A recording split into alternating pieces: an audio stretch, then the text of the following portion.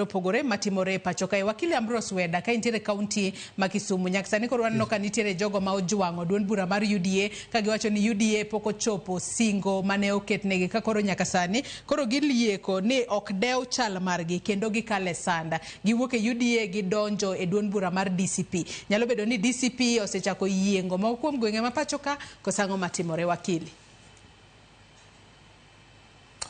Erokamano jogo mawacho ni gidonje DCP akwayo gini gihore mos gitere mos gik machando chunygi go gin gik matindo ma Opiyo Wandayi, Honorable Opiyo Wandayi nyalo sort out very quickly. Koro kapok gihadho wach giduog chien gidhi ne Honorable Opiyo Wandayi singo mane giwacho gibiro pimo ni mago gik matindo hon biro timo piyo piyo. Koma gidhi magiwacho no mano tapar ni giwacho wacha mar buogo piny ma onge makosa magitimo to gima nyaka ging'e ni ng'ato ka koro Weda man kane nago ombulu ne Rigathi Gachagua to kod Mheshimiwa Samoei Arap Ruto. To kadi giji nose donjo to chako language moro ni watu yangu ya milima. Kona ana penje gana to Your Excellency kuru watu yako ya lake watu kuru wan kanye. Koro kanga ma prominent madhoge tek bariek mutegno ka Weda kama emane okwano ni watu yangu ya milima ana watu yake ya lake. Koro in mapod in mnago gudu kende manyien. Dinyal. Ome akwayo jogo ka giwinja kata wede gi mong'egi no diolos kod gima chando chunygi no gidhi ne Honorable Opiyo Wandayi piyo piyo. Kata ko gidwar koro to giringa ka Mheshimiwa Eludo Walo piyo piyo. Gini bro loso. Gibed mos sani wane tie baba agwambo mwenyewe to kod William Samoei Arap Ruto kanye ma wantie ema wabule ng'or mos. Jomoko ni mbele, jomoko ni ediere, jomoko ni chien, lakini obiro bedo maber. Omiyo wawe wadho wacha raka kia ng'o mbele iko sawa.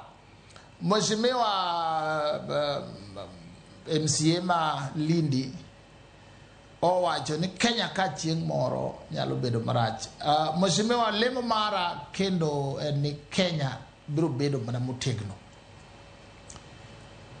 Obiro bedo mana motegno kendo Nyasaye biro telonwa kendo Kenya ka kosede nyaka bedo mana motegno. Kama ne Kenya kethore hapa ni biro ne pod utindo ne en 2007-2008 ne wagore nyo diemre ne wadiemre nyo diemre nyo mulre nyo nyonre nyo tongre nyo idre kendo ne wakethore ji no kethore na jaw die ma pod yang motegno ma ngumba oyo pala bango kendo chunji no kethore te nigej majane kuoma ke onyama modi chinga langa Honorable Won emano chung mowacho ni yawa wewe uru lweny Kenya is bigger than us kikwa kete dokuru pale olalo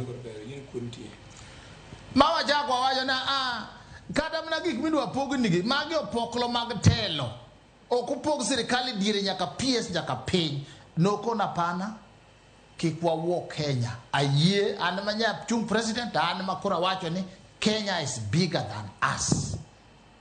Ma oloko Kenya.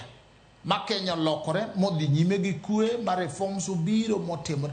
Nyoro kanyo regime changers, illegal regime changers or infiltrate demonstration mar JNC last year. Magi keni kidi majo moko se idho ndego de Mombasa rito ni kiangoa. Again Mheshimiwa Raila damano kona pana okwanyal yie mondo Kenya sapara mbaratika. Kata katek to wabedure broad brace wago koko to wago mne yeka.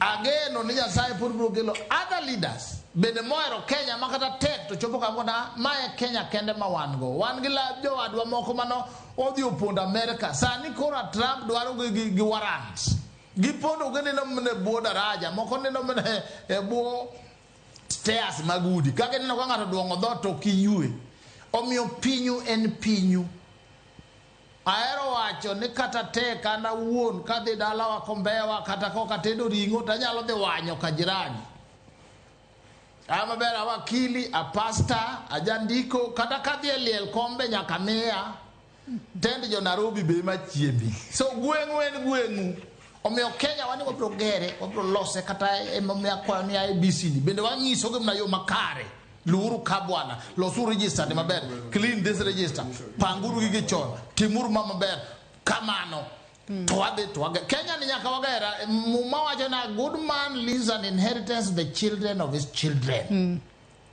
nyaka wawe Kenya ni nyikwawa Jaramogi Oginga Odinga Kenyatta Dedan Kimathi Giri Piogama Pinto noriembo no wasungu mawan wayudo Kenya mawane mwajitawala wan bende raelo chako duogo kanyo ge nyo moko kuro lweny ma 90 to mano ne antie abende ne play my part kuro ntie freedoms ane wanyalo siemo kata wang president wako nwetugo kodwa wan bende nje kumulate mondo wadhi mna nyime gi gedo wadhi mna nyime gi loso pinyini samoro tek samoro chwadie yeti lose tedi kik wa give up on this country to be kik wa kete gi dowa nigik moko richo mna awacho ni wabro de maber kabisa this country is a great nation ero kama na inya no DCP diura de amayo mkeko de kata na watu wabro duogo uchien sani koro wan kone wan ka UDA to wan ka ODM to jwando reka wangiyo mabor wadwaro ni 2032 motorcade ma president bire pinyi luoka president enoganda wa majaluoka omiyo kiko wanya odwaro kathira wicho odwaro rieko gi neno mbele batek omiyo wakungu da watu wapangre makaruto tieko dwako ndiek wan ma wan ka kata kumenyana twayombo joka twadoje gi we wano keno chiki wangeni mago duto aya wangeni mago